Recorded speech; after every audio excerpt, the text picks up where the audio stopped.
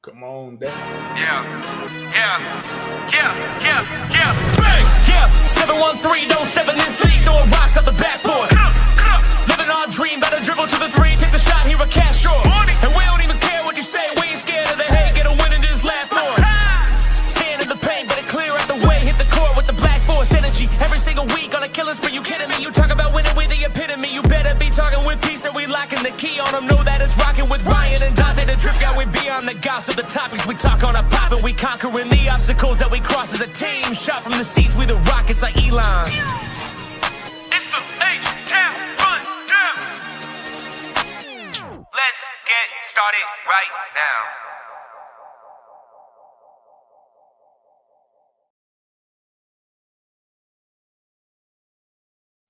Man, if I start a podcast one more time and my mic mute, we gonna have a conversation. All right. Hello, everybody. This is Nation Run on Houston Rockets basketball podcast. It is the week of Christmas, and it's supposed to be the most wonderful time of the year. And AK and I are jumping on the H-Town Rundown here to talk about some beautiful gifts we've got for you, like the gift we just had against the Denver Nuggets. I appreciate Denver being completely ass. Denver Nuggets over there saying the reason we won is because they missing players. And did you know we're actually missing more players than they are? Anyway, we gonna move on. AK, what's going on, man? It's good to have you. Oh yeah, it's good to be on, bro. I like a good bounce back, bro, because we needed this to happen this way in the setting that it was happening in Denver. We needed that, especially after that last game. Boy, what would a playoff series between these two teams look like? Man, hold up. You want to talk about some money? This is how you do it. This is gonna sell some tickets. What? Yeah, let's do it. So, make sure you guys follow the H-Town Rundown on the H-Town Rundown as well, at X as well as Instagram, YouTube. And we have our third challenger popping in last second. We got Dante here. What's going on, D? What's good, what's good, y'all? What's good, fellas? What's happening, Coach? What's good? How y'all doing? Doing good, man. Good to talk ball with my guys. Always good to talk ball with y'all guys, bro. Always great. Awesome. Hell yeah. Dante, where can we find you? Oh, y'all can find me at Coach Dante 5 on IG. Y'all can find me at Coach Dante 5 on X as well. Like I said, I had changed the name, so it's easy to find. It's easy to find me pretty much everywhere. Coach Dante on YouTube, and here H-Town Rundown and Round Robin over here. Facts. Okay, so this is what we got going on here. We faced Denver. Obviously, we took care of business, and not just like in any normal way. We did it in Rockets fashion. We had a little bit of some conversation, some discourse. Kevin Durant kind of letting them know that he kind of that guy. I don't know, respectfully, Bruce Brown, you played with Kevin Durant. You know what he's capable of. You played with him over in Brooklyn. The only reason why you got a bigger contract in Denver in the first place was actually because you're playing in Brooklyn next to Kevin Durant, James Harden, and Kyrie. So you're welcome.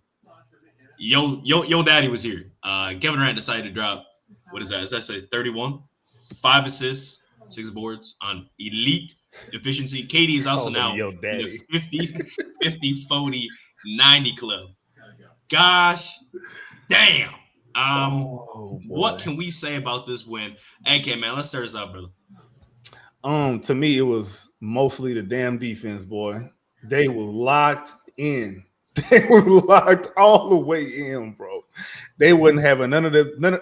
So in football, is a term: nothing cheap, nothing deep. Yeah, Rockets let that show in basketball terms in this game, bro. No, it wasn't no layups. Shout out to CJ McCollum. No layups and no threes. Well, they took threes, but they didn't take as many as they normally do. So good thing the Rockets took this game personally. It's good to see them bounce back like this, because if you let somebody constantly spank you, then that means that they're your daddy. Hey, you watched it. We watched it live. And look at the stats, right? For the most part, everybody played pretty damn well, right? Looking at Ahmed Thompson, Jabari. I mean, I know Şengün's stat line don't look pretty, but, we still have 4 assists, right? Stealing a block, Jabari. He was plus 24 this game, though. So he was plus 24. But let's talk about, holy shit, Reed Sheppard Dante, you watch this game, I hope, right? Reed gosh damn Sheppard with 28. Tell me about this guy, please. Of course, I watch every Rockets game. I don't miss no Rockets game. Trust me, I Shut up, don't. I really don't. But other than that, when Reed Sheppard hit his first 2 shots, I'm like, he gonna be on. He's on tonight. It's just something seemed like, because I was a shooter myself. Like when you hit your first 2 shots or first 3 out of 4 shots, you just know tonight a night is gonna be your night. When Kevin Durant started off in New Orleans early on in the game, he hit his first 7 shots, I believe. And the first 2 just went straight through the net. I say Kevin Durant finna have a night. And then the fourth quarter happened. That's what made it look bad for him. Overall, he didn't have a bad game.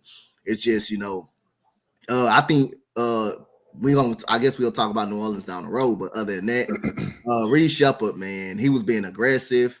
He was being smart. I mean, the pass to Amen Thompson and Jabari Smith. Man, that was beautiful basketball. I mean, taking Jamal Murray lunch money and going and showing that 42-inch vertical that he had too. Man, Reed Sheppard was just on one. And you needed somebody to step up, because from here on out, everybody game plan when you play the Rockets. You're gonna double LP, depends on who's guarding him. You're gonna double him. You're gonna double Kevin Durant, whether if they try to run a pick or if he gets the ball. That's when you need a third party to step up, and that's what Reed Sheppard did last night. And then now you're starting to see them play one-on-one with Kevin Durant, because again, Kevin Durant, and another thing I noticed about Kevin Durant with a Rocket, if you go quicker, they don't get a team's time to W.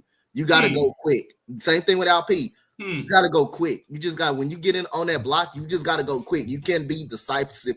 And hold the ball, because when you hold the ball, that gives the defense time to come W. Now you're struggling. To see over the defense, and now you got guys' hands in the passing lanes and stuff like that. And we seem to get a lot of that's where most of our turnovers come from. Is because guys getting their hands up in the passing lanes when we pass the ball and stuff like lazy that. passes. Yes, lazy passes like that. So when you get the ball, you got one-on-one from the jump, immediately just go. The double team is gonna come. Depends on who's guarding you. But Reed Sheppard was that dude last night. When he hit that fadeaway at the end of the quarter, that was the night. That was it was his night. It was his night. It was gonna be this night. Who would have thought playing with pace and reading the defense, trying to force the defense to make a mistake, would lead to us having a more efficient, higher octane offense. I swear somebody said that before last year in the playoffs, but we don't got to worry about that. He's not here no more. Reed Sheppard also efficient, right? So we talk about efficiency and low turnover rate. Reed Sheppard tied the team in team high for assists and only had 1 turnover. Wow. That's pretty good, while also shooting 60, 67, 100 from the field. This ain't the hate, man. This ain't the haters pod. But Reed Sheppard, I'd be sad to him looking in the starting lineup. When he's out there with everybody in the starting lineup minus Josh, his numbers look pretty good. Plus, we have one of the highest offensive ratings out of all the lineups when Reed is inserted in the lineup instead of Josh. It also looks really good when Jabari is playing the 5 as well. Reed Sheppard out there with shooters and spacing, or at least with people who can. He is the spacing. Passing. He looks good. He is the spacing, right? Yeah. Especially when you have Reed and KD out there, it creates something that we saw last year. Gravity. We like it. Good game all around. Like I said, whoop their ass. Reed with second most points coming off the bench. I think it's the 3rd most points he scored in his career. 3rd, 4th. Hit 6 threes tonight off the bench too. Gosh, he led the team in threes. I'm just looking at this right now. Wow. He also took 35 threes. We averaged what? We looked last time 29, right? Yeah, 29.9 on the season. So that's a pretty good decision. And comparatively, look, we held them to our average at 29. So that's pretty good to me. What else from this game, AK? Can you go ahead and break down for me? I remember last time when we got on the when we went live a couple days ago, I mentioned specifically the 3-point attempts, and I said we definitely need to get them up. The thing is, bro, if you understand Denver plays a little bit different type of a defense, but between KD, Jabari, and Reed Sheppard, they themselves took 26 threes just between the three of them. Okay. Obviously, they made 16. I don't really care. It's not the makes for me, bro. It's the attempts. If you're a team who offensive rebounds the way that we do, why don't you spam more threes like that? You can generate more threes the way that we did tonight. Why don't we do it more often? Is beyond me, bro. It is beyond me. But there's no reason why. And then we took 35 threes out of 77 shots. Wow. That's a lot, bro. That's a good percent. That's a bigger percentage than we normally do. That's a lot for us. Yes, that's a whole hell of a lot for us. So, again, the three-point attempts, if you really want to weaponize your offensive rebounding like that, bro, get up some more threes because what the hell going to happen? You're going to get the ball back anyway. Exactly. Whatever, that's a great point. I'm looking up what the average is right now for the league. I guess just trying to take a look to see what the average three-point attempts per game is. Okay, so we took 35 last night, right? That was a lot for us, right? The league average is 37. So we don't even have to hit league average three-point attempts to completely obliterate teams. I'm just saying take more, bro. We just got to take more than 29. We can't be at the bottom. No. You know what I'm saying? We can't be at the bottom, bro. We did more than just keep the three-point attempts close because usually that's the name of the game. Is like, okay, we know we're not going to take a lot. So let's at least just make sure that they don't take at least 8 more than us because when a team takes 10 more than us, we lose. We've lost every game when a team takes 10 more threes than us, right? We just can't contain that offensive firepower, right? Don't matter, though, when we take in 35 and we hold the other team to 29. They look like us last year. Struggling to get three-point attempts. Not a great offense, right? Trying to force the issue through a player who's not necessarily having the most efficient nights and such like that. But you know what? Whatever. Hey, shout out Lake Show Jerry, man. It's always funny. More threes and less from. That's crazy. Hey, Lake Show. I hope you stay on because there's a stat I'm gonna bring up. I'm sorry. People not gonna like the stat. Oh well. I want to elaborate something else. We was locked in from the jump in that game. Oh yeah. You know, when we started 10-2 and then Denver made that run, you're like, oh my goodness, here we go. I never got that feeling because we came out, we was ready to play early in the game. It seemed like Ime Udoka didn't piss somebody off in the locker room, just pissed the whole team off. Hey, you want to know who it was? Ime held up his phone. He goes like this, right? He got up on there, and he's showing KD texts from Twitter. And KD said, oh, you can tell anytime this man has been on social media based on how he plays. But my bad, you keep. Yeah, he pissed. He must have pissed people. He must have pissed the whole team off. I don't know what was going on. They must have had some type of meeting. Don't know that. But that game versus New Orleans, it was unacceptable as hell. It was unacceptable as hell. The way you threw the game, the way that game went down. Even in the interview with Kevin Durant, we got too comfortable. We got too complacent.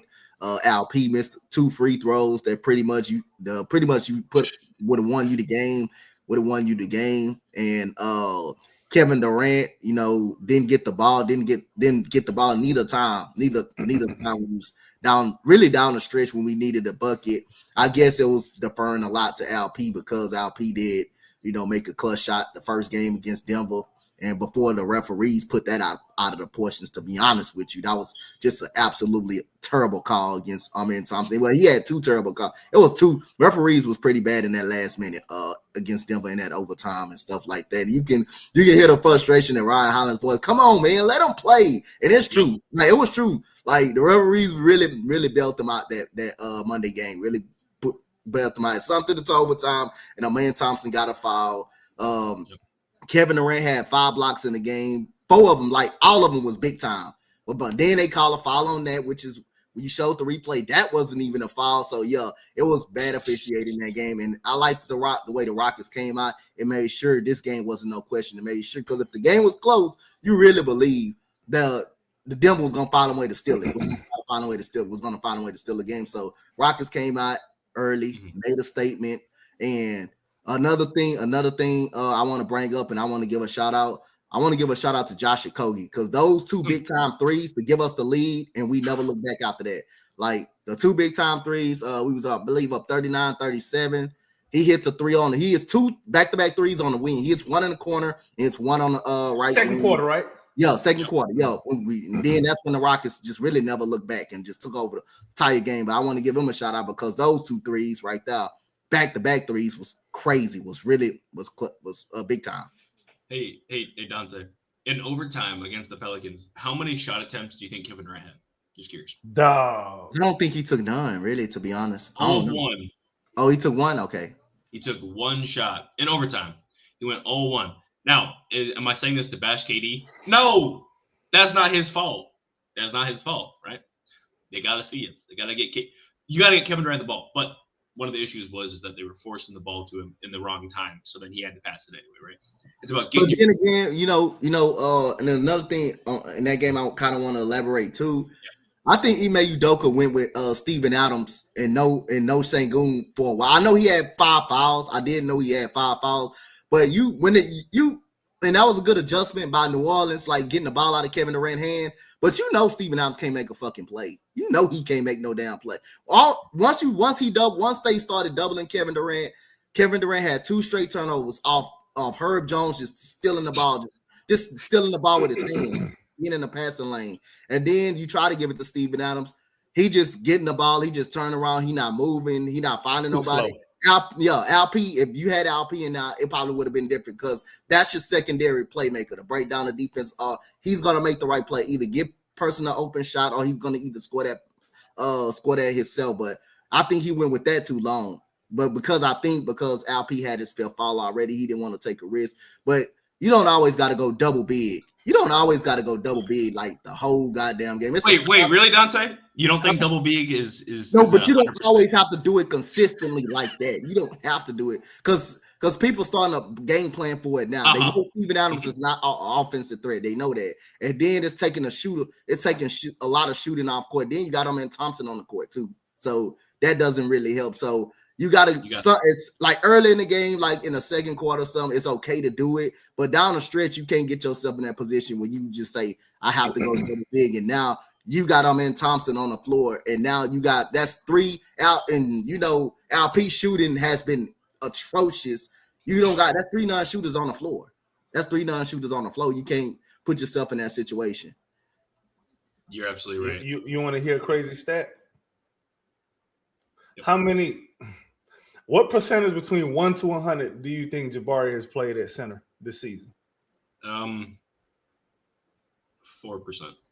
3. Interesting. I understand the whole double big gimmick thing. It's a gimmick. Let's call it what it is. It's a gimmick because the only reason people talk about it so much, and the only reason ours looks so impactful is because we missed so many of the first shot. Let's just call it what it is. Okay? So that's one point. On the other side, if you're going to go double big that often, why not mix it up a little bit and give you a good 3 minutes a game with Jabari at the 5 or somebody who can shoot the 3 at the 5? How about, even if you don't want to do that, if you're still doing just 3 shooters out there, sometimes why not try Amen Thompson in the short roll? I used to beat that thing to death last season about why we don't do that. Them Steven Adams pick and rolls where we giving Steven Adams the ball at the free throw line to do something with it. Imagine if that's Amen Thompson. I think that's a better use of Amen Thompson. Yeah. That would make him a lot more impactful than just being a baseline demon. Because he's a playmaker. Because he can playmaker out there too. He can make the right decision too. So and he can get to the run with that. He always get people with that Euro step too. He always get people with that. He can make something happen from that position. Okay, so anyway, we just talked about people not shooting, right? 3-point percentages in the clutch time, or not clutch time, but their averages for the season when they're out there. Amen Thompson, 17.6%. Alperen Şengün, 32.3%. Steven Adams, Zero. He hasn't even attempted a three all season yet, right? Rightfully so. I don't want him taking threes at all, but he hasn't even attempted one, right? Yeah, that's absolutely incredible. Oh, by the way, that's another thing I wanted to point out about this Denver game. Mhm. 0 Clint Capella minutes. And I don't know if people have noticed, them Capella minutes have been bad. Yeah. They've been Unfortunately. bad. Unfortunately. Especially the ones with Alfie. They've been bad, boy. Oh, yeah.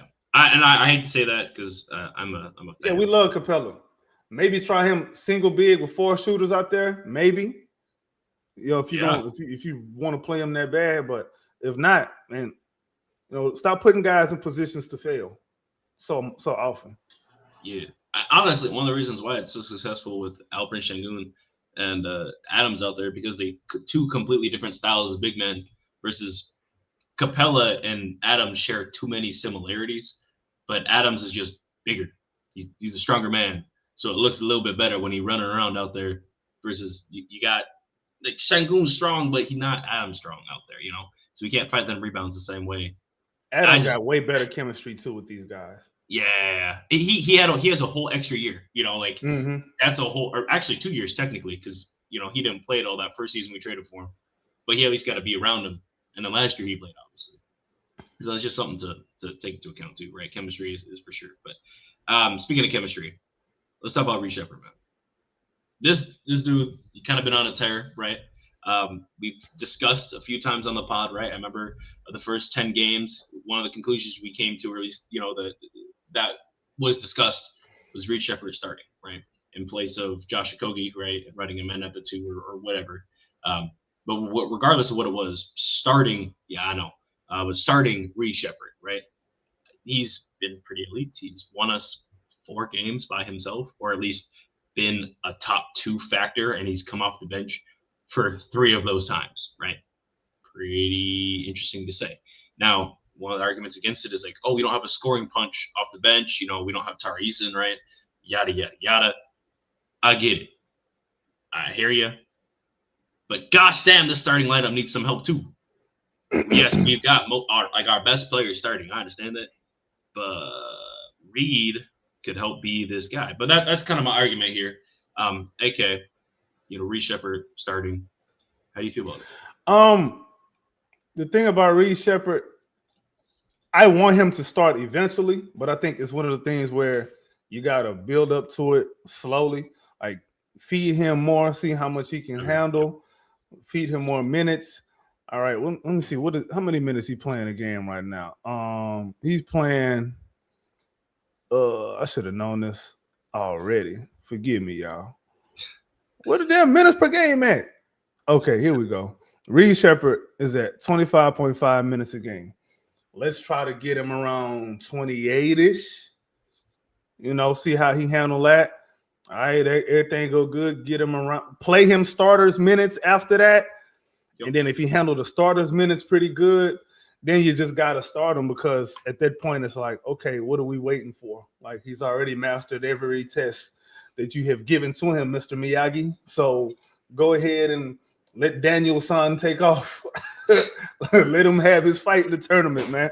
Honestly. But his I think the biggest thing is it makes it a lot harder to double. Now you got to think, you have to scheme a lot better. You can't cheat as much with Reed Sheppard on the floor as you do when there's double big plus a man. It's really triple big, really, at that point. When it's triple non-shooter on the floor, you're doing everyone a disservice. Nobody is good.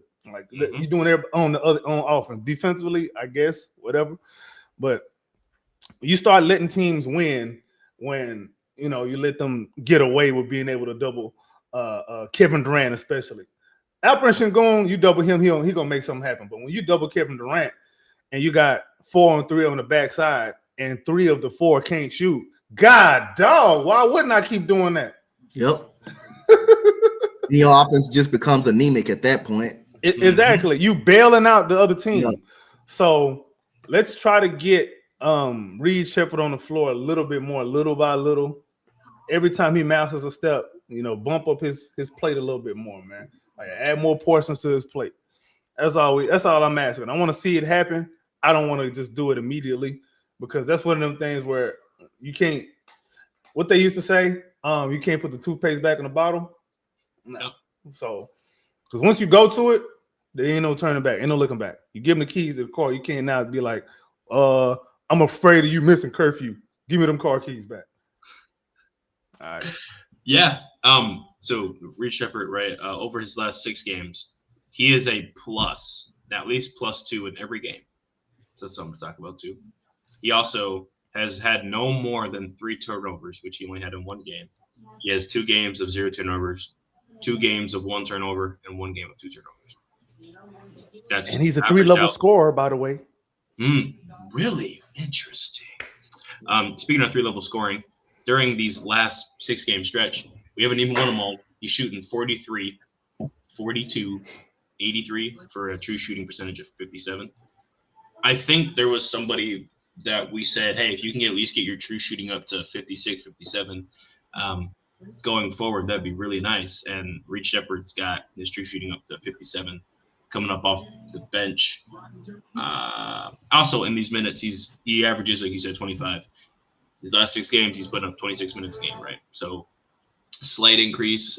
One of the games, his minutes are a little low because he had 5 fouls, so he didn't play too much. He only played 20. But all these other games, he played at least 21, most notably 32, 27, 26, and 30.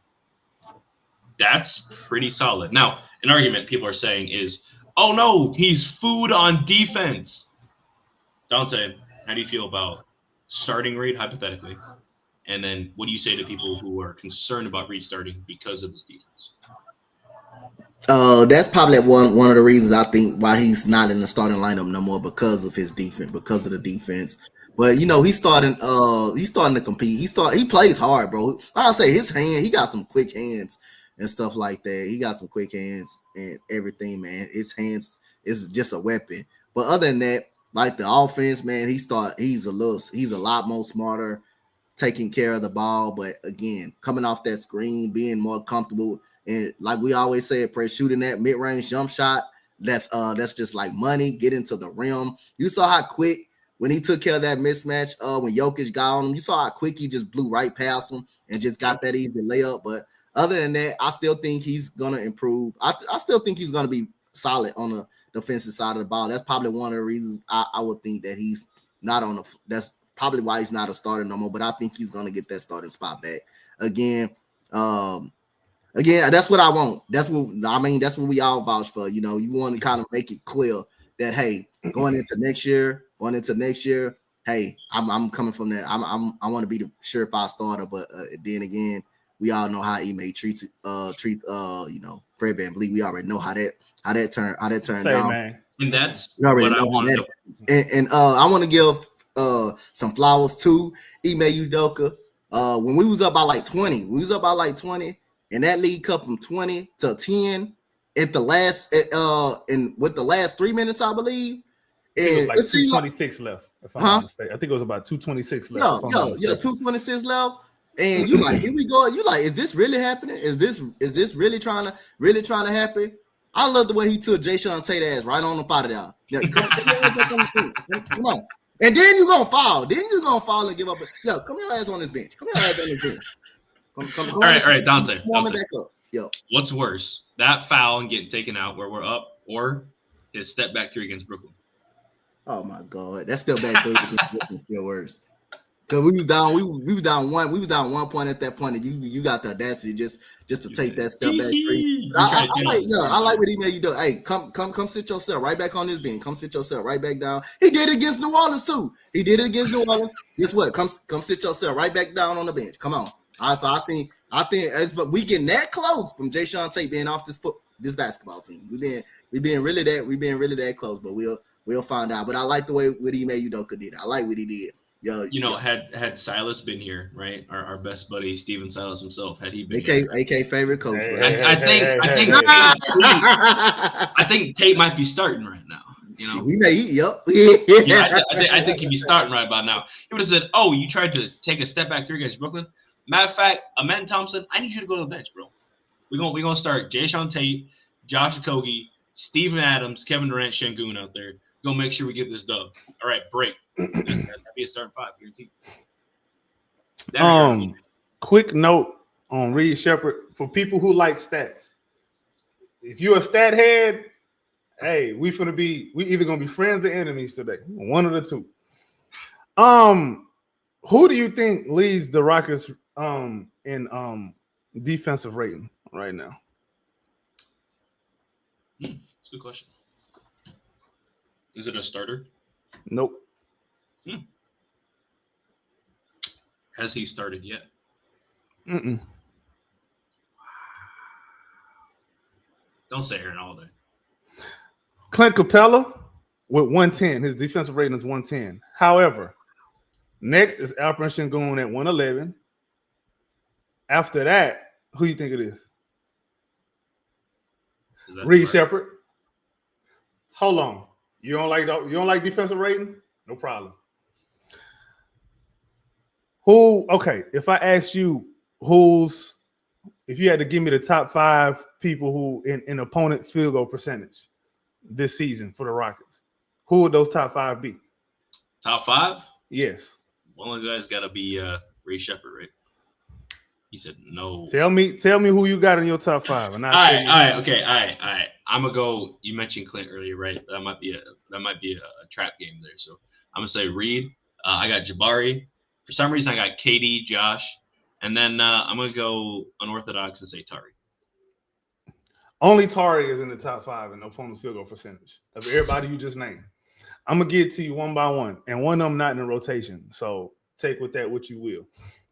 Isaiah Crawford, 40%. All right. Steven Adams, 43.9. Let's just call it 44%.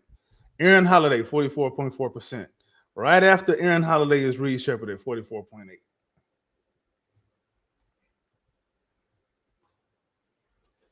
Interesting. However, with those stats being what they are, if you watch the games, you understand why people have concerns with Reed Sheppard because he gets blown by. Just because you ain't making shots over me, that don't mean that my defense was good. Yeah. So just for full context, we're not going to reserve context for just certain people that we like, you know? Yeah. We try not to do that here. I'm a fan, so I'm honest. I'm biased, right? I still want Reed Sheppard to start. I feel like if we got Fred VanVleet starting, we already got Fred VanVleet coming off the bench right now. That's Reed Sheppard, but somehow more efficient, right? And not just turnovers, but scoring the ball. So I think looking at it from that standpoint, I don't know. I like it. Now, there was someone last episode we talked about. They said that Fred VanVleet gets us into our sets, a little faster, a little better. I don't know about faster. I don't know about that one, buddy. We ain't crossing half court till 16 seconds left on the shot clock. Dante talked about how it's important to get into the flow of the offense early so it forces the issue on the defense. Yes. Does Fred VanVleet do that? No, he does not do that. So, Reed Sheppard, learning, but looking at how he played against Golden State, okay? What did he do? Force the issue. They were guarding that man from half court. They was treating him like Jalen Green. Incredible. It's absolutely crazy. I loved it. I loved every second of it. Yeah, I said that. Yeah, I absolutely said that. But it was good. And Reed still dropped 31. I loved it. Last night, they tried to force an issue. They said, go ahead, let Reed shoot. He his first 2 shots. They said, oh, hang on. They tried trapping him and guarding him. He gave the ball to the right person. He made the right IQ play. He started passing the ball. Amen Thompson way down. He making the right play. All I'm saying is, we're going to have some growing pains with Reed. I think he does need to work on some things. But you can only work on those things if you give him the opportunity. If you expect to work on it, how are you going to get better at it if you don't have the opportunity? If you tell me to go do some homework online, I got a computer at home. The only time I'm going to be able to do it is when I'm there at school, right? So you telling us we had to work on it in practice, that's cool, right? The only people we have that are elite shot makers are taller than him. He's not everybody his size. Don't say Aaron Holiday. He's not an elite shot maker. Like when he makes a shot, but you're not an elite shot maker. The only way you're going to get better is if you do it on the court mid-game, right? You guys throw what we say when we try to go to the playoffs, right? When we went 41-41, we got to throw these guys in the fire. Hey, Reed, you're too, buddy. I'm not saying it's going to be perfect. It's not even going to look good. We might lose some games because of it. But if we lose a couple now, and win a lot more later? Isn't it worth it? Mm-hmm. Is that It's not called worth it? investment, bro. Whoa. What a strange phrase. If you're in the stock market, you understand that. Strange phrase. I love it. I love it. I love it. Any other thoughts on Reed Sheppard starting, or any more points you want to bring up between yes or no? I know we got some more stats to get to beforehand, but I also want to touch up on Tari Eason's injury. I think Reed Sheppard absolutely needs to play more in the clutch. Yeah, like there's no excuse for that at this point because our problem in the clutch is offense. If you make yourself easy to double, you're doing everybody a disservice. So no double big. Make teams pay for that 4-on-3 on the back end after they double KD. Yeah, you can't. Teams pay for that. You can't really go double big late games because you helping the defense side, bro. You helping like they already like it's 4-on-3 at the back end for them. That's a huge advantage for them. That's a huge advantage for them at the back at the back end. So you got to put a better shoot. You got to put add an extra shooter on the floor, and that's where Reed come in. Go ahead. Okay, this is for both of you guys, but Dante, you talking, so I want you to answer this first. Okay, so we're talking about double big, but also someone else can't shoot on the team. His name is Amin Thompson, shoots 17.6% from three. It's important to keep a point of attack defender on the court, right? Yeah, especially in these clutch times. So what's more conducive to winning, right? Is it keep Amin Thompson on the court who can't shoot and at times has been not a good defender this season? Like Deadass has just been kind of like cruising on defense at times in this season. He's been great in certain clutch moments, but then we also look back against, I don't know, the team we just faced, the Pelicans taking us to OT. Not a lot of great defensive matchups there, and it looked like it was a mismatch at times for people. I was surprised, but we already know why. That's not like entirely. But the whole team as a whole couldn't stop nobody. It didn't really matter. No, I agree. I agree. Again, this isn't attacking Amin Thompson, but we already know that double big Ime wants to keep doing that. So if a man's off the court, we worried about scoring, but we want to keep double big. I mean, should Amin Thompson maybe play less minutes? He's currently fourth. But he can do more though than Steven Adams. He can come. His playmaking can come in effect too. His playmaking, he can do more than Steven Adams. He can slash on the backside. He can slash on the backside and everything. He can playmate. He can do more than Steven Adams. You just can't have Steven Adams, LP, and him on the court at the same time. You just can't do that. You can live with him and Sengun on the floor and so you can't have your best rebounder on the court at the same time as your best player.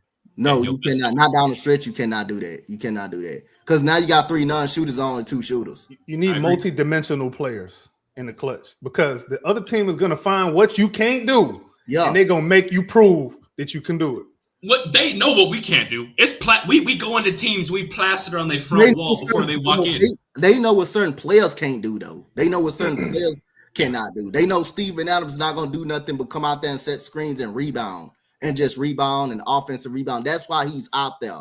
And he's starting to not finishing at the rim real good either. Oh. He be so far in the paint. He probably missed the most tip-ins I saw in the league so far.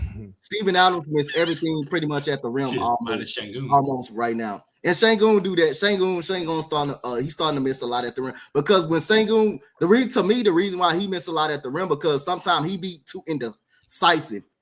When he gets in the paint, he gets caught up. Do I want to pass it out here to this corner like he did against Denver? Somebody was wide. Somebody was in the corner. And he was like in the paint. He was literally in the paint with an easy layup, and he got too indecisive, and he ended up missing a floater. So he has to make a decision. Hey, if I'm gonna go for the layup, go get the layup. If I want to pass, it's wide open. Because when he gets the ball in the center of the paint, the defense gonna draw. You gonna draw the attention. They're gonna make a Kogi shoot that wide open 3. They're gonna make Jabari Smith. They're gonna disrespect Jabari Smith and make him shoot that. Try to make him shoot that shot. Or Amin Thompson. But then again, like Amin Thompson is smart because he cuts inside. He's a very good cutter. That's why I say I can live with him being on the floor without P. I can live with him being on the floor. You just can't have 2 shooters on the floor. You just can't have them all on the floor at the same time. You just can't have them all on the floor. I agree. Yeah, Adams is shooting 47.9% on the season, by the way. Yeah. Why are our centers not making layups? I mean, that's a problem. That is a problem, bro. And then he right there at the rim. He right there at the rim too, and he missed him. Especially when we take it at raw numbers, right? And then you missed the layup. Then they foul you, and now you like, damn, he at the free throw line. Like, that's the second thing. You be yelling at your TV like, you gotta make those layups. That's why you gotta make those. When he missed the free throw, that's why you gotta make them. It's those crazy. Close like it that. It is not number to number, right? But teams would rather us go in the paint and run double big. They're more comfortable with us running double big because most of those lineups also have Amen Thompson on the court almost at all times. We've also done it too much. And the book is out, right? We played 20 plus games. They understand, hey, when this lineup comes out, we need to use this lineup, right? Vice versa, right? But our coach, he don't say, oh, they got these people out there, let's make this adjustment. It's all right. So we have these guys out there and they know how they can beat us. We have to make them not beat us. All right, so here's Steven Adams. What? Anyway, I want to pose that question just because I'm curious of your thought process. And I agree with you for the record. I like to hear. No, but all you have to do is really take away the offensive rebound. You take away the offensive rebounding, you can just beat the lineup all day. And especially all they have to do. So our keys to defense is keep the 3-point attempts close.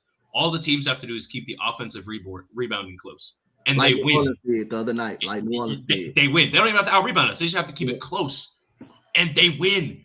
Denver, the first time we lost to them, right? The Spurs, we lost to them, right? When we're looking back at Dallas, why did we lose to them? Offensive rebounds, dude. If our identity, right, or at least a major portion of our identity is miss the first shot because we know we'll go get the rebound, right? Supposedly. And then we don't get the rebound. We scramble. We don't know what we're doing. We run it back on defense because we are not phenomenal in transition defense because we got two bigs out there at the same time. And then Amen Thompson gassed by the third quarter because you ask him to do every single thing under the sun. You ask him to be LeBron James every single game, right? And do this and do that and still grow, right? It's not working. It's not conducive to winning. Do we have a winning record? Yes.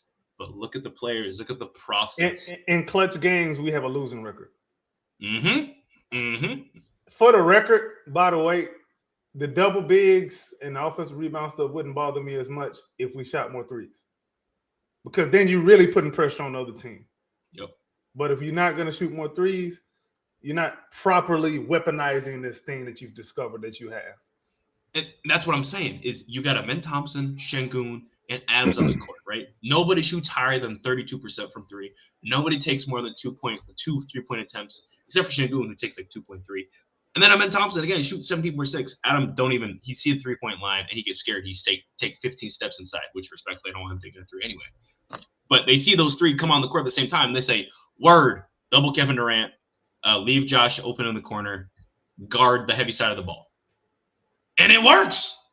It works. It's not that hard. Because you can play the strong side a lot easier because you can cheat off of whoever. You less worried. The only time you worried is when they clear out the paint and you see Amen Thompson cutting. Cool. Then they say two people at it. But usually one of those two people is already on him. That's already his man. And then you send in somebody that's supposed to be on Adams. And Adams, again, not making his layups anyway. They're not worried. They're not worried. And they play a hack at Adams. And we pay him for it. We can't, it's just not conducive to winning. Again, we have an overall winning record, but some of these wins have been very ugly. Some of these wins have been great. Some of these wins have been very ugly, right? It's not the same, but we're making some mistakes. Actually, I lied. A lot of the mistakes we're making are the same mistakes that Ime had against Boston, the same mistakes he had against Golden State, right? Back-to-back times. He just not changing it up. He's too whatever. I don't know if the coaches text and talk shit before the game. That's what I feel like. You take this shit way too personal. His idea bad. You don't have a bad idea, bro. Just play it smart. Think smarter, not harder. At the end of the day, it's not that hard. You got a stat for us, AK. A fun little stat here. I'm about to put it up once you start talking about it. But let's get into it, and then we'll talk about Tari Eason. All right, I'm going to ask you, before you put it up, I'm going to ask a question. If I asked who in the rotation is leading the Rockets in on-off rating, the dreaded on-off rating, who would you say that is? I'm just asking a question. I don't create the answers to the questions. I just ask questions and let you think about it on your own. Now, at the same time, if I ask you who may or may not be at the bottom of such a stat, an on-off stat, who may that be? I'm just asking. I don't know. Well, I know, but I'm just asking. On-off, who you got? Who's leading the Rockets and who's not? We just talking about a regular rotation guy.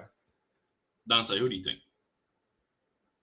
What's the question to that again? Who's leading the Rockets in on-off and who's last in on-off?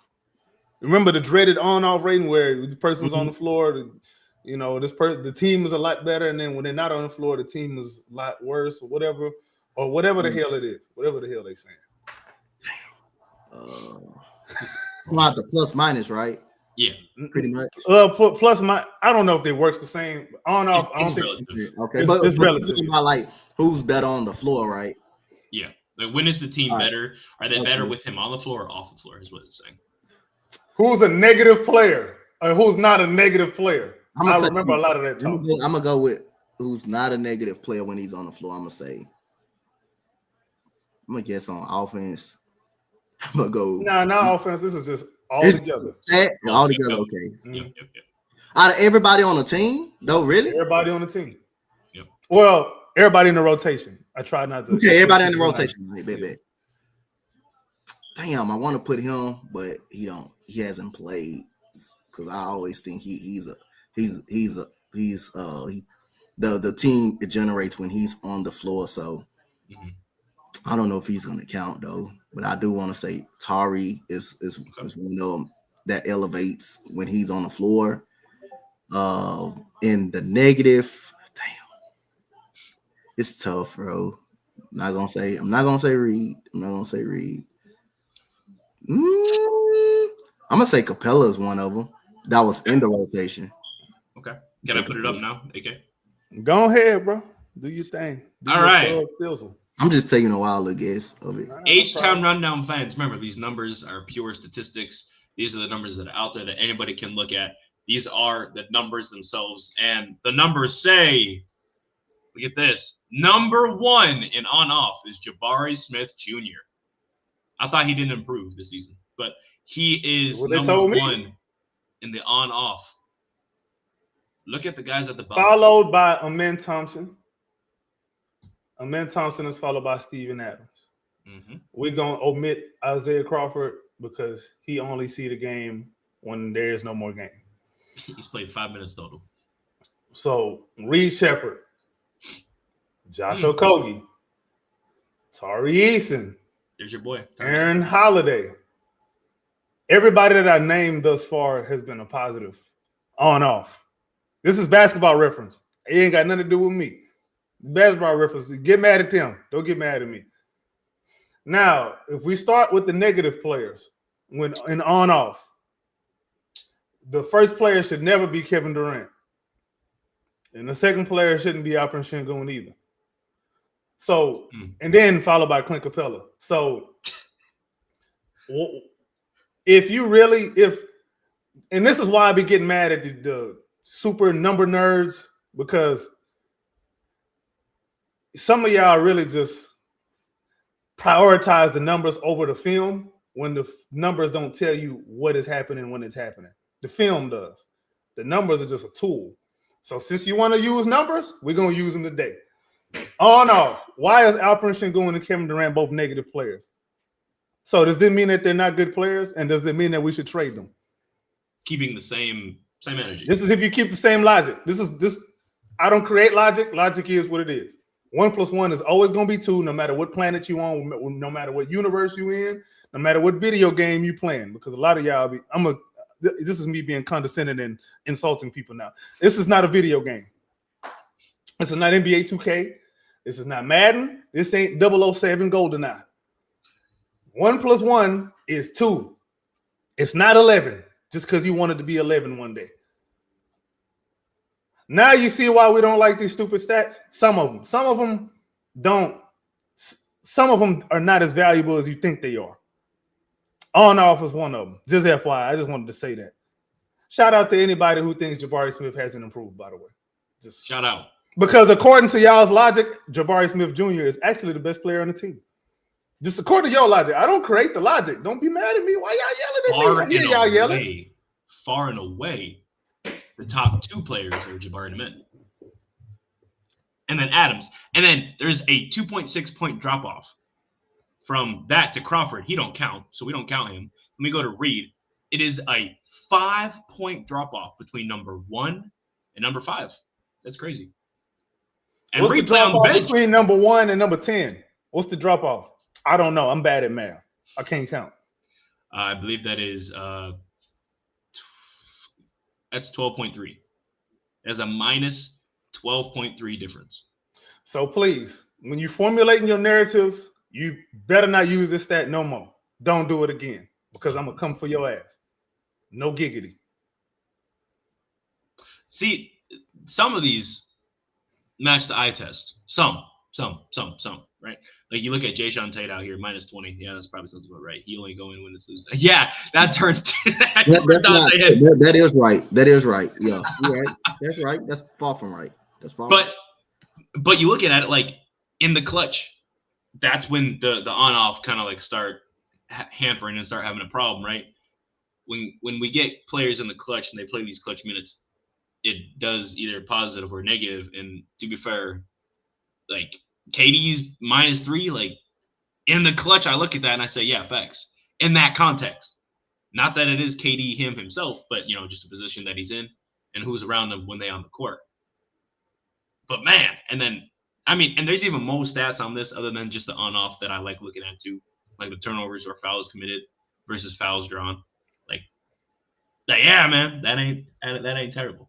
To me, in my opinion, this is better served as a measurement of the rotations. Thank you.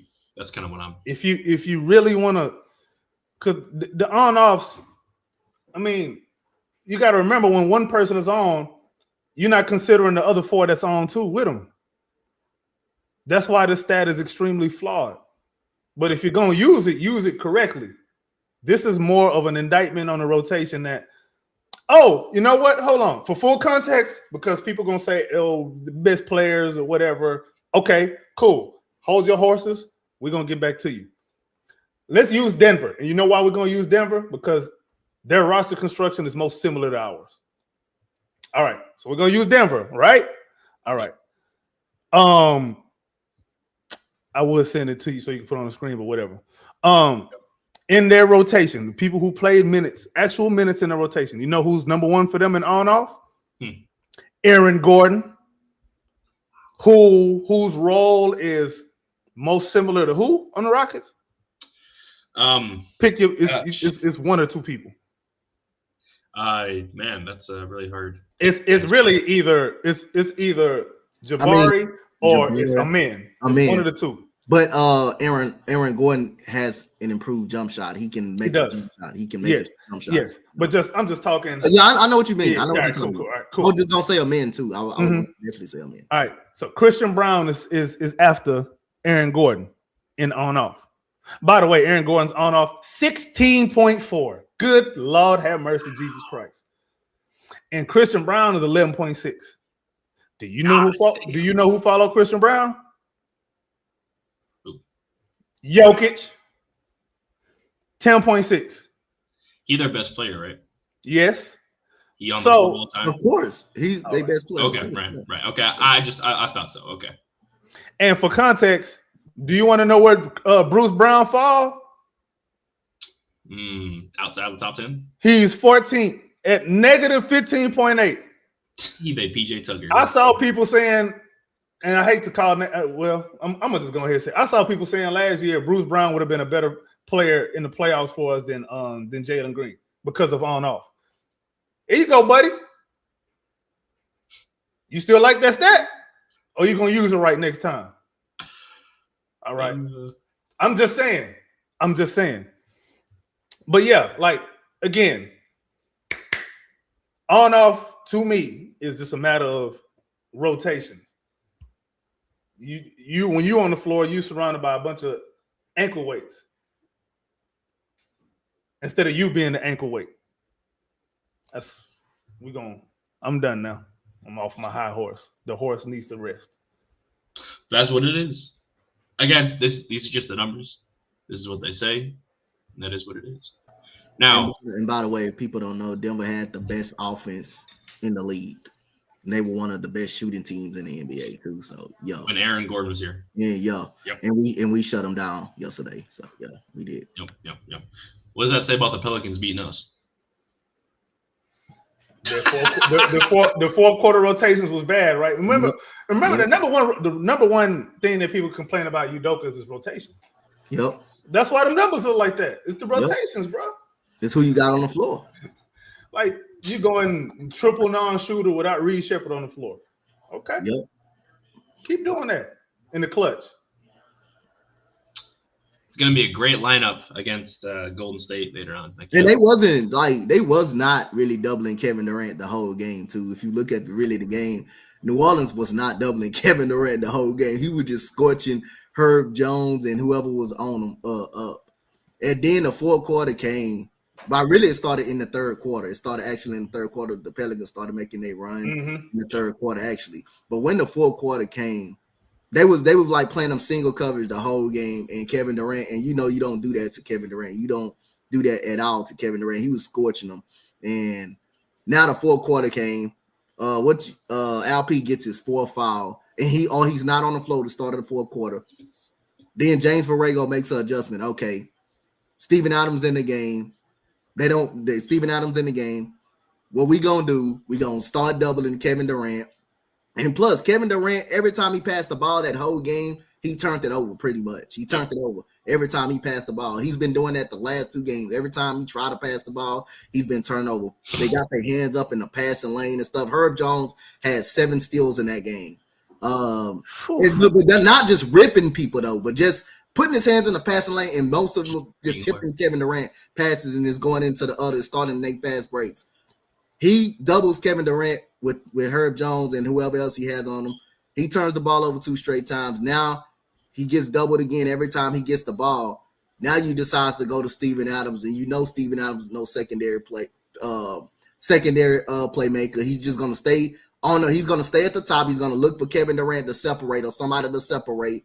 We're going to get them the ball. They won't be able to do nothing. Then you're just going to reset and give them back the ball because Kevin Durant, he is doubled or even being face guard. That's why you can't. That's why you can't always play double big at times. But again, you have to know what your opponents is doing to you. You have to say, LP, come on. You have to say, Ben Thompson, go flash to the middle because y'all are better playmakers. Y'all can make a play. Y'all can score inside. They can make the right play. We've seen both of them do it. So you got to put outside of Steven Adams, you just got to either put him off the flow, and you either put somebody in the middle that can create, that can create a shot inside or just make the right play on a perimeter. And that's what New Orleans did. They made that adjustment to take out Kevin Durant in the fourth quarter. And they did that the whole time, though, throughout the overtime, too. So Kevin Durant really couldn't even get a shot. He couldn't really even if he got the ball, even like when people saying, oh, Kevin Durant should have went and got the ball. He should have went and got the ball. If he got the ball, he would have got doubled. He would have had to pass it right back. He would have to pass it. He would have been forced to pass. What you want him to do? Then you get face guard the whole game. Then he's turning the ball over when he do pass. So what the fuck you want him to do? You know what I want him to do? You know what I want him to do? I want him to force the issue. Even if because he passing the ball, you're getting turned over, right? He's getting hard double. It's not like double. He's getting hard double. They're not gonna let you seen in Denver. And they force him out of him. Look, you seen in Denver on that inbound when LP shot that damn 3. The play was for Kevin Durant, and what they do to Kevin Durant? They knew who's going to get the ball. What they do? Like on the inbound, like what they do? It's on the coach, bro. The coach Ime should know, bro. Like that's the thing. What they did to Kevin Durant on the inbound? Yeah. They immediately knew who the ball was for to go to. What did they do? What did they do to him? What did they do to him? They say the ball for to go to Kevin Durant. What they do? On the inbound. This is an inbound play. They doubled him. So the next option, they threw the LP. They threw the LP. And LP, remember, he already made a shot to give us the lead before the referee caught that terrible, awful call when Tim Hardaway Jr. clearly clipped himself. So he already had made a jump. It's not the problem. My problem is not, I don't mind LP taking a shot down a stretch or trying to win a game. But at the end of and then in New Orleans, when he tried, He went to the baseline. You never go to the baseline. Then he tried to scoop inside. You don't go to the baseline. You always try to go to. You always trying to go towards the middle. But they wasn't letting Kevin Durant. They wanted to let Kevin Durant do none of that. They was doubling him. Then they doubled him on the inbound. They literally doubled this dude on the inbound in Denver. So they went. So your next option was LP. They would rather let this dude try to win the game, and he almost did it. He almost won the game in Denver until that damn foul happened, and which wasn't a foul. And now the referees want to come back and say, "Goddamn, we made the wrong call." Well, you damn sure right. You made the wrong call. It's too late to say it now. The damage already was done. Coach on one, dog. I love what he on one, bro. He got a drink now. Oh my gosh. My mic done fail, bro. Not because everybody like down the street, I just don't believe people. Like some people say they look at the game, but again, they want Kevin. Like I understand Kevin Durant, you know, he's the superstar. He's a superstar and stuff like that. And down the stretch collapses. But you gotta understand like how the game is going. Like he was not letting this dude get the ball at all. And if he got the ball and try to force, they are hard doubling him. They got their hands up and stuff. And then when he missed the shot, you gonna blame him any goddamn way. Anyway, if he missed it anyway, you gonna blame him any goddamn way. So what's the point? Anyway? I'll look at LP, man. He had 26 shots. KD had 15. Yeah. Jabari had 18 that game. That was an interesting. If he missed it, especially if it was a good shot, or if he turned the ball over, he gonna get blamed any goddamn way. He getting the blame any damn way. You still gonna blame him. Didn't Adams? He went like 0-4. You know? At the rim. Yeah, you're right. Just a bad showing. But okay, it looked like you got a little stat there. It looked like you laughing about something. I was just curious. Nah, I'm laughing at Coach because Coach was going on. Right? I ain't got no another stat. Hey, Rob. This was what I thought was gonna happen. I thought the lineup was gonna be KD, Jabari, Şengün, Holiday, Reed. That's who I thought we were gonna put out there. And I knew they were gonna double KD. So I thought, hey, big shot Bari's out. Let's get it to him. Nope. We give it to our 32% 3-point shooter. I love it. This is just smart. But you still got to get the ball in. But it was surprising how fast he took the shot too, because you still had time. It was surprising how how fast he actually took the shot. That was surprising. Just trying to let people on record know that they wasn't letting KD go and get the ball. They immediately doubled him on the inbound. Soon as Bari touched the basketball, you see he tried to go to him. You see two defenders right there was not letting him get the ball. I thought it was interesting. LP was already in the mode. LP was already in the mode, say, I'm going to go take this shot. But the only thing LP did wrong, he went towards the baseline. And you literally see a person face guarding him. We've been turning the ball over all night. We've been turning that hole over all night long. And they've been putting their hands in the passing lane. So it's a good chance. You throw it to him. Hey, we turn it over. We turn the ball over because that's what hurt us against New Orleans. We turn it over. We've been turning it over. You damn right. If you miss a shot, you can blame it anyway because you didn't do nothing in the fourth quarter. Now I got the ball. It's on me. I miss. It's on me anyway. If I make, I'm a hero. That's why we got me. That's why they got Kevin Durant. If I make it. So if I miss, I'm getting blamed anyway. Same thing in Denver. If I miss, I'm getting blamed anyway for the loss. Fair. So okay. Y'all know who got the the lowest turnover percentage on the team? Speaking of turnovers, Mr. Coach. I'm just asking. Lowest turnover percentage? Of guys in the actual rotation. I'm just asking. Sheppard? Yep. Man, how'd I guess?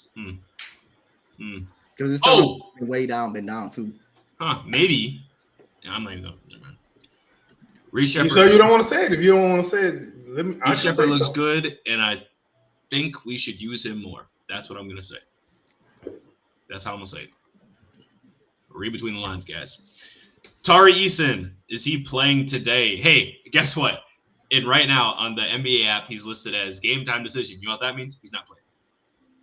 They haven't said anything about him all day. They didn't say anything yesterday except that he's still sore. They didn't say anything about him early this morning. They haven't said anything about him as of 12:40 p.m. If they don't say anything by 5 o'clock, he's not playing. He's not playing. Simple as that, right? This has been an issue consistently. First, he had an injury, right? I think he went out for an ankle or something like that. And then now it's his oblique that's hurting again, right? Am I right on that? No, first it was the oblique. Okay. And now it's the shin that's sore. that same shin that he had surgery on, whatever, that he been getting fucked with since, like the last 3 years, right? A couple years ago, last year, and then this year. I'm seeing people, and I'm not a fan of this, right? People are saying, hey, they tanking his value. I'm glad he didn't sign that contract. We're going to sign him we're going to rob him. If you are one of those fans right now, I'm not going to lie, you can go ahead and leave the fan base. All right? What you're doing, you're going to keep that in your little group chats. That shit not funny. You don't prey on another man's injury like that just so he can save a couple bucks here or there. Do y'all even know what the contract really was that he was offered? The people that's getting mad? Mm-hmm. All we know that's reported. They refused to talk about it. What was reported again? I think it was the 4-year 80, I believe. But 4 years 80 that was reported. Yeah, let me look before I start talking out my ass. Oh, okay. Here, my bad. Rockets projected to offer Tari Eason $110 million contract, but from NBAnews.com, it was $100 million. So 20 more than I thought. That was the offer. And he declined it. Cool. That's on him. Whatever. Him, his coach, whatever they do out there. I don't really care. What I care about is he's injured. He's not playing for us, and it sucks. I still want Tari here. At all costs, I want him here, respectively, within reason. But he hurt. He hurt right now. He's been hurt. And is not looking good for the medical staff. I'm just not a fan of that. We mismanage injuries constantly for the Rockets over time, right? Looking at players like Chris Paul, who kind of had a lingering injury, forced him to play. Guess what? He shit the bed, right? We could go back further from we like to blame Ryan, right? Look at T-Mac, those back injuries, right? Dwight Howard trying to come back from injury, still not healthy, playing like ass, right? Also looking like Yao Ming, another guy, just too tall, too damn big for himself. We asked him to do too damn Yao was going to happen regardless. Yao was inevitable. Yeah, because he Russell had Westbrook with his quads, right? Yeah, again, regardless, bro. The Rockets have not been great with managing injuries consistently. Now I believe that Russell Westbrook one because he didn't look like himself in the playoffs. He looked like Russell Westbrook was the Russell Westbrook that everybody talks about to this day. Yeah, like before the COVID happened, Russell Westbrook was playing like the best point guard basketball of that season. Like before that COVID stuff happened, he was awesome. He was playing some 42, basketball. 7-7. Yeah. He was putting up MVP numbers alongside James Harden. Yeah, so he looked like he was hurt in the playoffs. He looked like he was still hurt. He shouldn't have came back. He came back too early. Yep. And he didn't play too well. He did great for the Wizards. Didn't play great for the Lakers, but I won't get into any of that. My point being, you can't mismanage an injury and then hamper them for it, right? You can't be like, oh, hey, we brought you back. You said you're good. Yeah, right? Of course, a player knows themselves better than anybody else, but you also have the numbers. You have the stats. You know what an injury looks like, right? You can only go based on how they feel, but damn, y'all, come on, bro. Y'all got medical shit. Come on, man. My doctor gonna tell me, knee hurt. I'd be like, damn, it do, but I feel fine. There's probably a reason why it hurts. Let's find out why instead of, use a little sore. Don't worry about it. That's why he keep re-injuring himself constantly. And now we pay him for it again. Last time he played was November 14th. It's December 21st. We don't even know if he's playing tonight. That is not good. He was supposed to come back 4 games ago. And they keep saying, he's still sore. Oh, he's still sore. That don't sound good, player. I don't like that. If he has a larger injury at bay, say that. Say he tore his ACL. Say he tore whatever happened. Say it. Just whatever the injury is, just be honest with us, right? As Rockets fans, some players go to the game saying, Tari Eason's supposed to play today. And then they find out game time decision. Oh, man, he not here. I live in Iowa, man. The first game that I went to in Atlanta was the first game Amen Thompson come back. He was still sick. He wasn't feeling good, right? That was a couple years ago, his rookie year. He did not play very well that game. It is what it is. He came back, and it was great to see him. I appreciated that as a fan, right? Something that Kobe said is he tries to play every single game no matter what because a family might have just saved up just enough to go see him one time. I'm not asking Tari Eason to do that. I'm asking the medical staff and the Rockets organization to be honest if players are going to play it or not. I'm asking them if they got a bigger injury at hand and a person wants to come see Tari Eason play and you tell them that they're supposed to come back on this day, they plan for it, they get all the way to Houston, They watch his game, and then right before the game starts, you say he's not playing. You just be honest. That irritates me. I mean, even bigger than that, what had happened is word to get around to other players and agents and whatnot that, hey, that franchise over there, they mismanaged injuries. Their timetables are off. The rehab schedule is bad. And you come back, you get injured again. This has happened to Tari a couple of times already. And, you know, at what point do we hold the medical staff accountable for that? You can blame Tari, but why? You gonna say what? He don't drink milk? I can't blame Tari because, like I say, you don't know. Again, you don't you can't control an injury, so I can't blame the player from control. And that's how they control. You can't control an injury. Let me add on to that. But the medical staff does have a fault in it for mismanaging the injury and just not in the player. You know, these are players. They gonna want to play. They gonna want to if they feel 70%. 70% somewhere, they're going to want to play. They're going to want to be out there and play. They're going to say, I'm well enough. But it's your goddamn job to make sure they'll say, hey, you're not ready to go out there yet. You're not in full strength. You want to go out there when you're in kind of full strength. When you're in full strength, you don't want to go out there halfway in full strength. You don't want to go out there no 70%, no 60%, and you can't do anything. You can't dribble the ball. You can't shoot. Yep. It's bothering. I've seen too many players do that. I've seen Tyler Hero do that, tried to do that against Boston. I believe in that we saw James Harden do that with Brooklyn. In that game 6 when he clearly wasn't right in Miami, and they were supposed to say, nah, go sit down. You can't play no more because you're not right. You're not right. You're not right. You shouldn't have been playing. James Harden tried to do that against Brooklyn when he clearly couldn't move on that hamstring. He couldn't move. He couldn't move. It's a shell of himself. So yeah, we got to get that. We got, I don't know, we must we got to look up. We got to look at that training style because again, I mean, this is going on too much. Like, I'm not going to blame Tari because you can't control an injury, but you have a say-so with to put him out there on that court or tell the coach that he's ready and knowing he's not ready because you know the player is going to want to play. If the player say, I'm ready to get out there, even though I'm 70%, the player's going to want to play. The player's going to want to go out there and play. And if you give them the okay, say, okay, no, you say, sit your ass down. You're not ready yet. You're not ready yet. You don't. That's your decision to put him out there. It's not it. He want to go out there. That's his decision. But you have the final say so. They'll tell him, hey, you're not ready. You're not ready to go. Players always gonna want to play. Yes, exactly. They're gonna always want to play. They're gonna always want to play.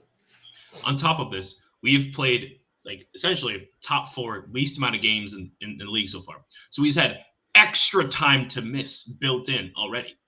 Extra unplanned or extra planned time to miss on top of the games he already has missed, right?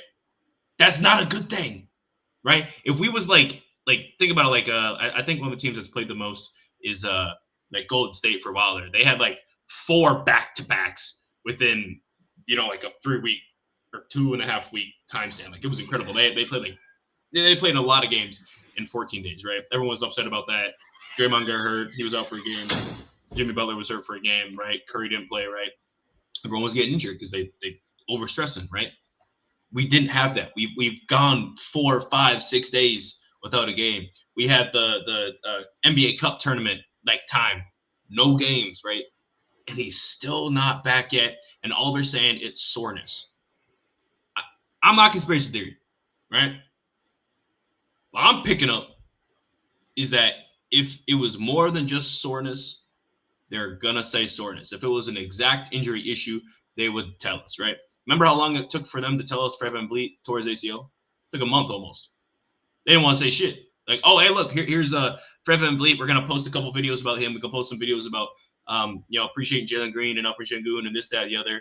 And they're going to keep doing that, Shout out Johnson Sanford, man. I appreciate you jumping on. Thank you. Hey, man. Oh, love. Yeah. Shout out to Jonathan Stafford. Hey, shout out to him because he also do high school ball. If you can confirm this, Jay, you the announcement man of what's that goddamn stadium called that I went to 3 times this year? The stadium that Manville them play at. They play up there. I keep forgetting that damn stadium, bro. But I think that's his. I think that's your voice, bro.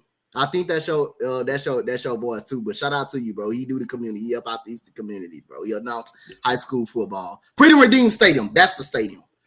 That's the stadium. I've been there 3 times. Stadium. Yeah, Freedom Redeem Stadium. That's where Manville them play at. Yup, see, he confirmed that's where Manville and Shadow Creek them play at. Football play it. I've been there 3 times, and that's definitely him. I like that. Shout out to Jonathan, man. Shout out to you. Facts. Jazz be holding it down, man. Honestly, it's one of the reasons why I still watch Rockets ball because he be announcing the cool shit, man. Yeah, he do high school football, so he all around the community. Shout out to them. Shout out to Jay Stafford, bro. Facts. It's fun hearing his voice in person. Last but not least, right? I got my take off on Tari Eason, the injury. I don't know if anyone wants anything else, but if not, we can talk about Sacramento and then get out of here. We've been on for an hour 15, man. Yeah. Okay. All right. Yeah. Let's talk about Sacramento. Russell Westbrook is going to play against us. Last time I saw him, he got postered by somebody, so we'll see how that plays. Currently, he is second in their team for rebounds per game, minus Domantas Sabonis. He's out. He leads their team in assists per game.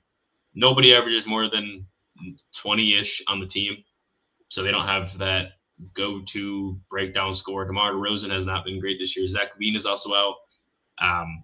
My boy Keegan Murray from Iowa, he coming to town, but I'm sorry, bro, I can't support you because you're on the other side. Let me know when you want to come to Houston, but until then, I can't support you in this game. That's your boy, huh? That's my boy, man. You don't want to claim your family member, bro? You already don't want to claim Jamal Murray and Tyrese Halliburton. Yeah, I like Tyrese. I know you do, bro. You can't say no to your cousin. I know he need to give me some tickets. But we chilling. We chilling. What are you guys' thoughts on the Sacramento game? AK, what are your thoughts? We have not fared well in back-to-backs all season long. So there's one thing. There's that. There's us having whatever reason we have. Well, I know why we kind of had reasons to be bad against Sacramento over the last. I know last season they gave us some issues. I'm concerned about the heavy ISOs of DeRozan and LaVine because those are the type of LaVine is out. Yep, and it's just DeRozan. Okay, if it's just DeRozan, then maybe we should be able to handle that. But he usually be giving Rockets the business. He was giving Dylan the business. He gave Oman the business. He gave Jabari the business. Like, all right, bro, why are you mad, bro? Why you hate us so bad? But yeah, they do worry me. If Sabonis is also out, then we should be, I think. But this is the Rockets, and it's a back-to-back. And we're on the road. In his last 5 games against us, he averages 23-3 on 42, 23, 89, and 2 turnovers, 2 fouls. Talking about DeRozan? Yep. It be feeling like he be cooking us more than that, bro. I don't know what it is. Yep. It's because he had 1 game against us where he put up 33 a couple years back. Or actually last January, essentially. He dropped 33 on us. And then after that, he dropped 21 on 18 shots and then had 12 points in 22 minutes. And that was it. And they lost. They got blown out. I think he had, he was a -6 in that game when I played 22 minutes and they stopped playing him. Because he wasn't doing shit. He had his 12 points, 1 rebound, 1 assist. That was it. Cool. Hopefully that is a trend in our favor because we need to win on a back-to-back. I don't care who it's against. We need to win. Like, we need to see a W in that column, period. There's no ifs, ands, or buts about it. But hopefully we win. I don't even know. I'm not even sure how this game will go because it's the Rockets again, and it's a back-to-back. And who knows? Russ may decide he want to turn back the clock. Precious Achiuwa is also starting tonight, as well as their center, Maxim Raynaud. I apologize if I'm mispronouncing your name. You're from France. That's probably why. Just had to look him up. I think he's a second-year player. So how much double big we getting tonight then? Well, Steven Adams shouldn't play tonight, right? It's a back-to-back. Capella. So it's going to be, Oh, hang on. This Maxime, he's actually a rookie this year. So Shangoon, hey, bud. Hey. So I'm asking for a light little 35 on this dude, right? Just a light little, just welcome to the league. Drop a 35, get out, right? You know, KDHD, light little 28. Should be nice and simple. Should be bounce back game. Yep. All right. Let's get it. But I got to look at the minutes, but I think we played heavy minutes last night, didn't we? Yeah, we did. KD played 40. Yep, KD played 39.5. Jabari played 38.5. Şengün only played 30. Honestly, might be the worst game of the season. Worst game for a long time for LP. He dropped 8, 6, and 4. Only 9 shots, had 5 fouls. Hey man, but plus minus is all that counts, and he led the team in plus and minus. Remember, Well, he was plus 24. And he didn't have to do too much because you had Barry that had 22. You had Reed. You had Sheppard doing Reed his 28. thing. You had Reed 28. You had Kevin It's Durant. not a knock on him. It's not a knock. I'm just, Yeah. Nah, but plus minus, that's all that matters, bro. Plus minus and on off. That's all we do. Because when he has a night like that, that means if he has a night like that, if he have a night like that, either two things, you probably win or you lose it. But again, he has a night like that, and then other guys stepping up like that, you winning the game every single. You doing your job on the court. If he has a night like that, then you had a Kogi making threes, making some big time threes, and we were playing good defense. So that's good. He had a night like that because, especially against Denver, against this team, that's good. Then you got it was so bad. You got the coach, you got David Adelman kicked out. You got that man kicked out. But that was so young. That man kicked out. He was heated, boy. I had never seen him that heated. Now, not necessarily that it matters as much, but the starting lineup for the Kings right now, they average about 14 assists a game rounded up. For us, I'm looking at it right now, 11, 12, 14. We average 17.2. Right, so that's a little bit more assists, right? Move the ball a little bit more. I'm just interested because I don't know much about this rookie. We know what a Precious is going to bring. We know what Russ is. Well, actually, we don't know what Russ is going to bring. He could be Lakers Russ. He could be OKC Russ, or anything in between. We know that we don't know. Yeah. DeMar averages 18 for the season, which is the lowest he's averaged since probably his rookie third year. Right? Yeah. Since the Raptors, right? Way back, like 48 years ago. And then Precious. Buddy been getting buckets for a long time. So, Dante, I'm going to ask you, what is the defensive game plan against the Sacramento Kings? The defensive game plan, you just got to try to find a way to create turnovers. Just create turnovers. Be disciplined. Don't fall asleep on backdoor plays. Just be disciplined. I mean, like I say, just hold Russell Westbrook and DeMar DeRozan. Don't turn back the clock on us. Like DeMar DeRozan actually cooked us last season, bro. I'm not gonna lie. Like they swept us. They came in Houston, beat us twice. We lost that game in Swept us last year? Yeah, they swept us. We didn't beat Sacramento at all. Not one time. We didn't beat them last year at all. Not one time last year. See, and then when we play Sacramento this year, I'm like, damn, we play Sacramento. I look on the scale, we play Sacramento. We have no idea how to beat them. We have no idea how to beat them. I don't know, for some reason. Like, they have talented players, but again, they just haven't put it all together. Like, DeMar DeRozan and Zach LaVine, they can barely make the playoffs in the East. They was a play-in tournament team in the East. So what makes you think they can come to a tougher Western Conference and just be a playoff team if it couldn't happen in the Eastern Conference? It rarely Chicago Bulls West. Yeah, they was like seven. They was in a play-in tournament. They wasn't even one of the top 6 seeds. With those two on the court, the Bulls, just remind y'all that they wasn't even a top 6 seed. Neither time when they were there. Since the play-in tournament been out, they wasn't never a top 6 seed. They wasn't really a top 6 seed. Or if they was, they would get punished in the first round. They just wasn't good enough. No, so now you try to bring them to the West, a tougher Western Conference, and look what's going on. So Sacramento is on the verge of just blowing it up. But other than that, Zach LaVine out. That's one less score. You know, that's one less score you have to worry about. Now again, just don't foul DeMar DeRozan. Stop. Don't put him on the free throw line. Don't put him on the free throw line because he's a veteran. He's gonna get calls. He's gonna get those type of calls. When you got your hand out and he's going to rise up and he's going to make you foul and stuff. Be disciplined, stay down, make him shoot tough shots. Like you can say he foul based, but he can actually score from the field. He's a mid-range god too. He is a mid-range menace too. So he can make mid-range shot. You don't have to get to the free throw. He don't just score from the free throw line. He can score from the field, actually, from the mid-range. Make him shoot. Make him shoot open, make him shoot threes. Try to make him shoot threes, which you can't make him do that. It's hard. The only way he's going to shoot if it's open. But you can't have him and Russell Westbrook, playing playing ball at the same time. You can't have them two going off, turning the clock at the same time.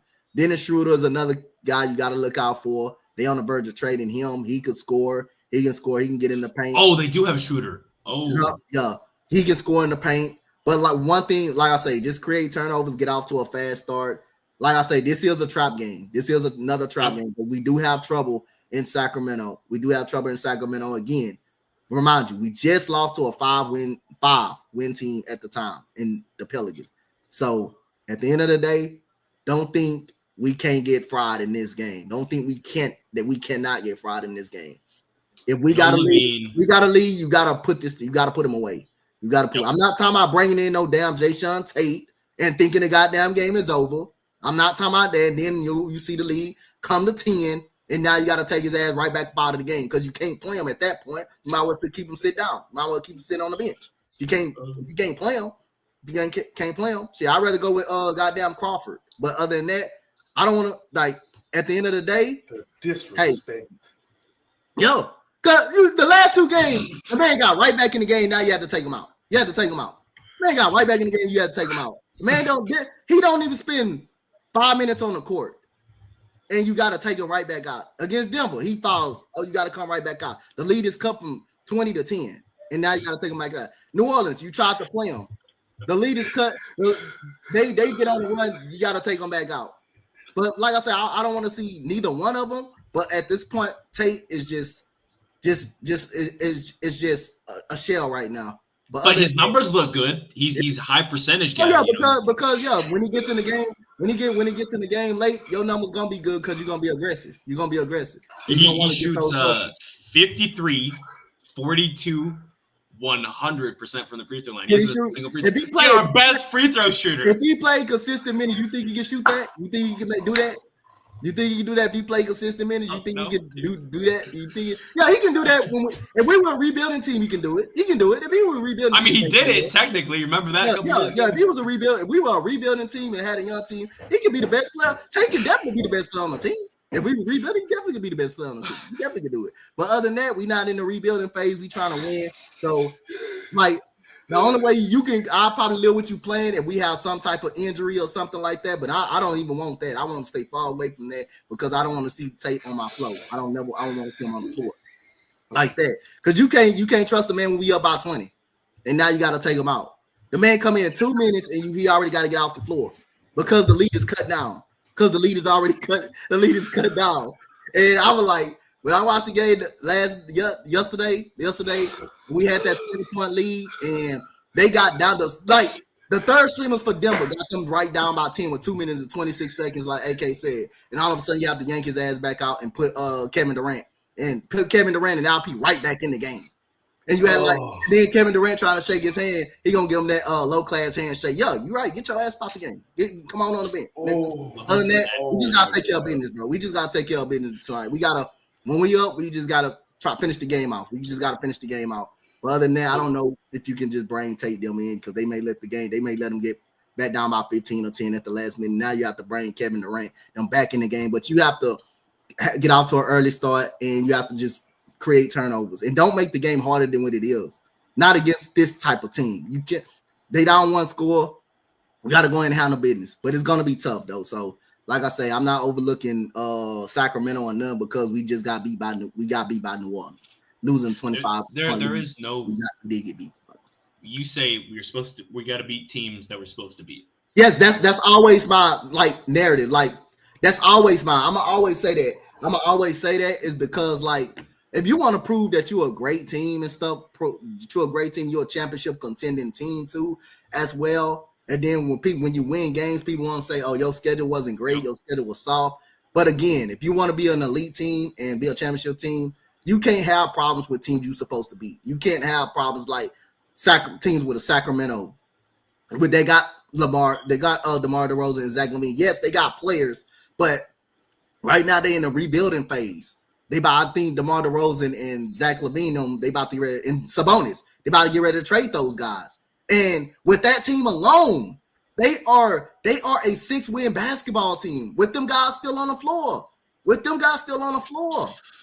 are a 6-win basketball team, like the Clippers right now. They're 6-22. Yeah.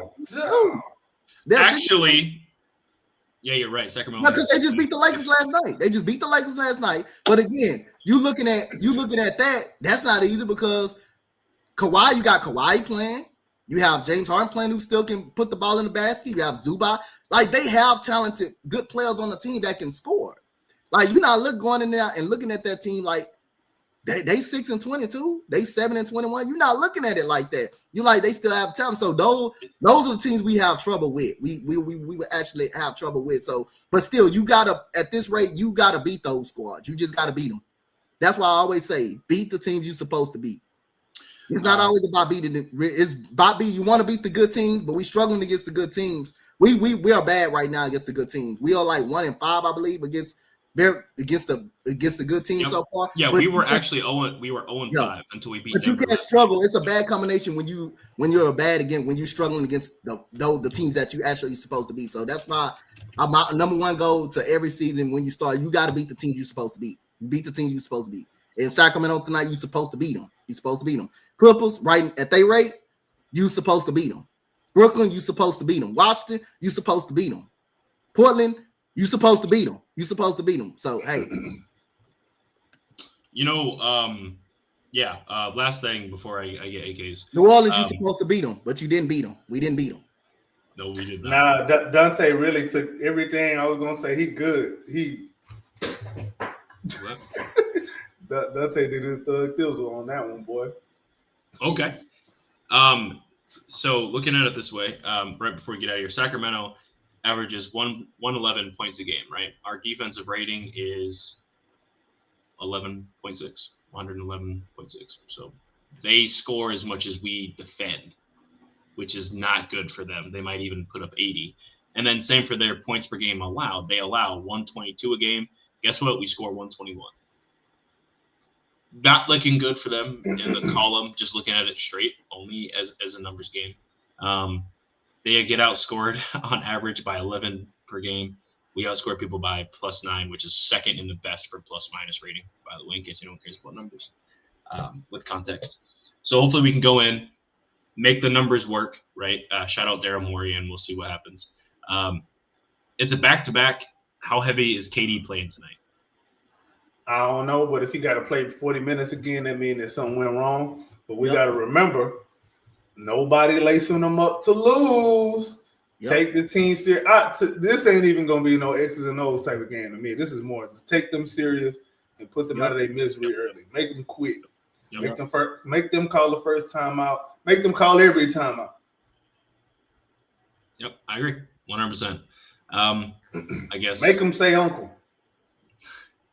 What do you guys think final score is going to be? I don't trust these Rockets. That's what I said. I'm going to say this game going to be closer than it needs to be. 117, 112. Okay. Rockets win, but they make it more interesting than it should be. What do you think? What do you think, Dante? I'm going to say 114. I'm going to say 114, 109 Rockets. Yeah. You stole my defensive rating. I was going to say 109 for Sacramento, and I think we win handily by 11. But we have a late push in the third, so we can set our starters to begin the fourth. But then we got to put them back out there. It's going to be very similar to last night because of the rebounding that they provide, the shooting that they have. We forget Malik Monk is on that team too. So we just got to, as long as we handle business, whatever, man. We just need to make sure we get the win. Ugly or not, whatever. Just don't struggle too much. KD, don't play 45 minutes, bro. Come in, get your 30, sit down. Shingun, go out there, get your 30, sit down. Simple as that. We'll see what happens. This has been the H-Time Rundown, Houston Rockets Basketball Podcast. This is a lot longer than we normally run, guys. We'll be sitting at an hour and a half. So I appreciate all of you. Make sure you go subscribe to the H-Time Rundown on YouTube at the H-Time Rundown. Click the little subscribe button, man, and maybe hit the bell if you want to get into the know with all the shit we be doing. We always be on, man. We just tell it like it is. AK, where can we find you? You can find me on Twitter /X at AKinfinity_VVS. Also on YouTube at the Rockets Round Robin, H-Time Runtown, and Rockets Propaganda Channel. Don't be a hater your whole life. Tell a friend to tell a friend. Subscribe to everything we got up on here. Yes, sir. Appreciate having you on. And Dante, man, where can we find you? Find me at Coach Dante 5 on IG. Find me at Coach Dante 5 on X. And Ime Udoka, I'm warning you. I don't give a damn. With 5 minutes to go and we up by 25, you cannot put the starter. You cannot go Jayshawn Tate because the game would not be over at that point. You can put him up in that if we up by 30. I can live with that. But 20 to 25, no. You put him in with 2 minutes. I deal with that, but I don't want to see him on the. I hope we don't see him on the floor tonight, though. Really, I really do. But if we see him on the floor, that's a good thing because we handle in business. So, yeah. I don't trust him being in there on about 20 unless it's 2 minutes to go or something like that. Somebody got to send Dante a signed Jayshawn Tate jersey, so he got to hang it up, man. We got to work on that. Yo, Jayshawn Tate, Ime, we know you watching this because you changed your shit up last night instead of this morning. So go ahead, send Dante a signed Jayshawn Tate jersey so we can hang it up on his front door. Let everybody know he's the biggest Tate fan.